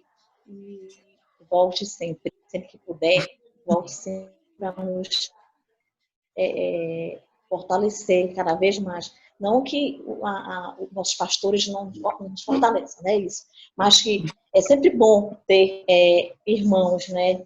Com você, com o pastor, com você, edificando cada vez mais o corpo de Cristo, a igreja. Meu muito obrigado, meu agradecimento a todos. Amém, irmã. Graças a Deus. Amém. Então, meus irmãos, é isso. William, muito obrigado, meu amigo. Deus abençoe grandemente. Foi maravilhoso esse tempo aqui conosco. Espero que o Senhor nos conceda outras oportunidades, quem sabe, né, até pessoalmente no futuro, né, algo a gente pode pensar. Mas foi muito bom, meu irmão. Creio que foi muito esclarecedor. Graças a Deus por tudo. E aos irmãos, leiam todos os livros aí do Estandarte de Cristo, que vale a pena. Ó. Tem muita coisa boa. E futuramente nós estamos pretendendo lançar um livro sobre a lei de um autor que vocês vão gostar muito. Amém. Pastor Mário, o senhor pode nos encerrar com suas palavras e oração final? Só mais apenas agradecer ao William pela mensagem, pelo estudo, né, da palavra de Deus. Isso requer meditação, dedicação, né, a respeito da palavra. Acho que é uma lição também que eu posso tirar e também, né, incentivar os irmãos a meditar, né, a respeito da lei de Deus. Né, ver os desdobramentos à luz da Bíblia, de que coisa nós podemos aprender, né? E isso requer dedicação, entrega, né, dedicação ao Senhor. Não vem isso de bandeja, né, do céu, podemos dizer assim. Então, pedir ao Senhor graça, estudar a palavra dele e agradecer mais uma vez ao irmão William. Você é pastor William? Não sou só membro da igreja, só. Ah, tá. Que bom, graças a Deus, né? Então, agradeço, irmão Mar, mais uma vez pela mensagem. Fomos muito edificados nessa manhã. Vamos orar então, meus irmãos. Graças a Deus. Agradecendo pela vida do irmão e pela sua palavra. Senhor nosso Deus, queremos render graças ao Senhor, porque a tua palavra, Senhor Deus, ela é perfeita, Senhor Deus. Ela refrigera a alma, ela é doce, ela é valiosa, Senhor Deus. Ela é reta, ela é justa, Senhor. Louvado seja o Senhor pela tua palavra. Como ela nos alimenta, Deus, como ela nos sustenta. Cada dia que passa, nós percebemos que não é só de pão que o homem vive, Senhor. Há uma necessidade muito maior que nós temos e essa necessidade ela é satisfeita em Ti, Senhor. Quando olhamos para a Tua voz, para a Tua palavra, quando meditamos na Tua palavra, Senhor Deus. Louvado seja o Teu nome, Senhor, pela Tua misericórdia em inspirar homens e Te revelar a nós através da Tua palavra, Senhor. Glórias sejam dadas ao Senhor, meu Deus. Ajuda-nos, Senhor Deus, a Te amarmos mais, lermos mais a Tua palavra. Não deixa, Senhor Deus, nós termos preguiça para essas coisas. Não permita que nós troquemos as prioridades, Senhor Deus. Não permita, Senhor, que a gente viva indiferente à beleza e às maravilhas da Tua lei, Senhor. Mas que nós sejamos como aquele homem ali do Salmo 1 que medita na Tua lei, Senhor Deus, de dia e de noite. E ele, então, dá muitos frutos, mesmo em tempos difíceis, Senhor. Toda a glória seja dada ao Teu nome, Senhor. Te louvo pela vida do irmão William, Senhor Deus, pelo trabalho que ele está fazendo, muito importante, Senhor Deus, através da editora. Glória seja dada ao Senhor pela vida dele, que o Senhor venha capacitá-lo cada vez mais, que ele venha trazer mais materiais bons, Senhor Deus, que muitos irmãos não têm condições, não têm acesso, por estarem, meu Pai, em inglês. Que o Senhor venha abençoá-lo para trazer cada vez mais, Senhor Deus, conhecimento para o teu povo aqui no Brasil. Tudo para a glória e honra do teu nome. Nos dá um dia tranquilo, abençoado em tua presença, Senhor Deus, aproveitando e remindo o tempo. Em nome de Jesus. Amém. Amém. Isso aí, muito obrigado, meu irmão. Grande abraço. Deus abençoe grandemente o excelente dia do Senhor aí para vocês. Amém, pastor. Amém, irmãos. Fiquem com Deus, que o Senhor vos abençoe. Até a próxima, se Deus quiser.